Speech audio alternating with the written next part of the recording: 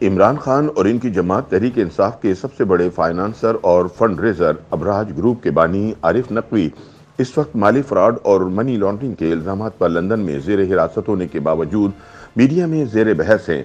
याद रहे कि आरिफ नकवी को अमरीकी हुकूमत की दरख्वास्त पर लंदन में स्कॉटलैंड यार्ड ने अप्रैल 2019 में गिरफ्तार किया था और वो तब से जेर हिरासत हैं। अमेरिका ने माली फ्रॉड के इल्जामात पर बरतानिया से आरिफ नकवी की हवालगी का मुतालबा कर रखा है, जिसके खिलाफ नकवी अदालत जा चुके हैं और इस पर फैसला होना अभी बाकी है। याद रहे कि आरिफ नकवी की प्राइवेट इक्विटी कंपनी अबराज के दिवालिया होने के बाद नकवी पर यह इल्जाम लगाया गया था कि उन्होंने अबराज इक्विटी से सैकड़ों मिलियन डॉलर्स अपने जाती अकाउंट में ट्रांसफर करवा लिए थे। लेकिन इस वक्त आरिफ नकवी इंटरनेशनल मीडिया में बरतानवी अखबार फाइनेंशियल टाइम की एक तहकीकाती रिपोर्ट की वजह से जेर बहस हैं, जिसमें यह इंकशाफ किया गया है कि उन्होंने ऑक्सफोर्डशायर में एक निजी क्रिकेट इवेंट के जरिए इमरान खान और इनकी जमात के लिए भारी फंड जमा किए और दुबई के हुक्मरान खानदान के एक फर्द से भी इन्हें फंड दिलवाए। दूसरी जानिब इमरान खान ने पहली बार आरिफ नकवी की offshore company Vuitton cricket limited से एहतियात लेने का एतराफ़ किया है, लेकिन दावा किया है कि ये पैसे पाकिस्तानियों से इकट्ठे किए गए थे। अगरचे इमरान खान ने आरिफ नकवी का दिफा किया है।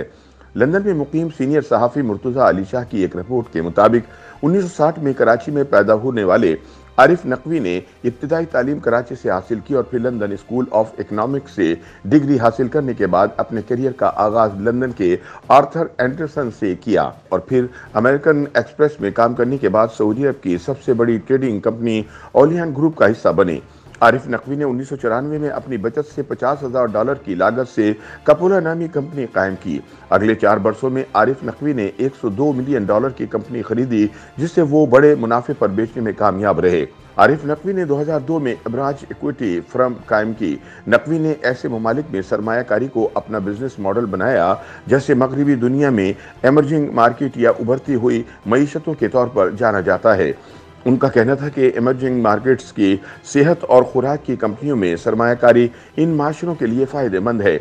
नकवी का मौक़िफ़ था कि मगरबी सरमायाकार इमर्जिंग मार्केट को ख़तरनाक करार देकर इनमें सरमायाकारी से इनकार करके नाइंसाफ़ी के मुर्तकिब हो रहे हैं। आरिफ नकवी की कंपनी क़याम के 15 वर्षों के अंदर दुनिया की सबसे बड़ी इक्विटी फर्म बन चुकी थी और दुनिया के बड़े बड़े सरमायाकारों ने इनकी कंपनी में सरमायाकारी की। लेकिन नकवी ने जिस कंपनी की नशोनुमा पर 16 वर्ष सर्फ किए और इसे दुनिया की एक इंतहाई बाअसर इन्वेस्टमेंट कंपनी में तब्दील किया, इसके दिवालिया होने में सिर्फ 4 माह का अरसा लगा।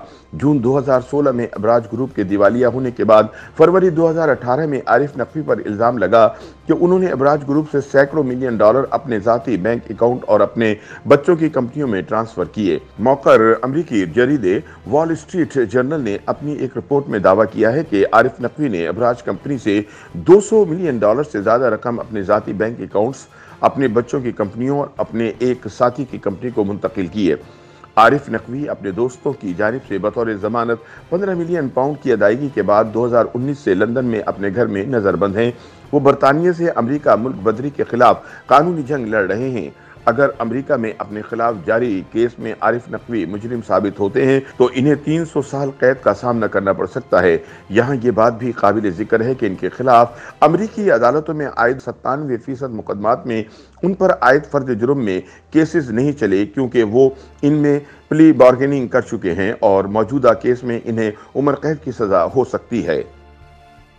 YouTube पर गूगली न्यूज देखने के लिए youtube.com की सर्च बार में गूगली न्यूज टीवी टाइप करें। गूगली न्यूज के पेज पर सुर्ख रंग के सब्सक्रिप्शन वाले बटन पर क्लिक करना ना भूलिए। YouTube पेज पर अपलोड होने वाली वीडियोस से बाखबर रहने के लिए बेल आइकन पर क्लिक कीजिए। आपको हर नई वीडियो के बारे में नोटिफिकेशन मौसूल हो जाएगा।